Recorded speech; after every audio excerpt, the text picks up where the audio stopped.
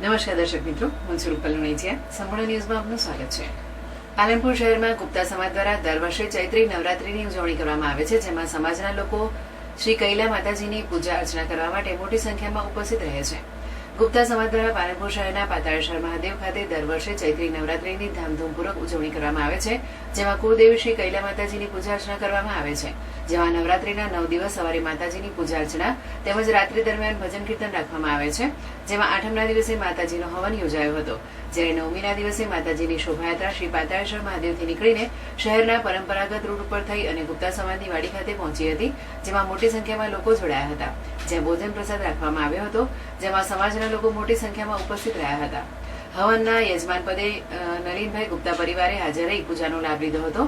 આ સમગ્ર 9 દિવસના કાર્યક્રમ માટે ગુપ્તા સમાજના પ્રમુખ ભરતભાઈ ગુપ્તા, મંત્રી ડોક્ટર કુલદીપ ગુપ્તા, કન્વીનર શેખર ગુપ્તા સહિત કારોબારીની ટીમે ભારે જહેમત ઉઠાવી સમગ્ર કાર્યક્રમને સફળ બનાવ્યો હતો.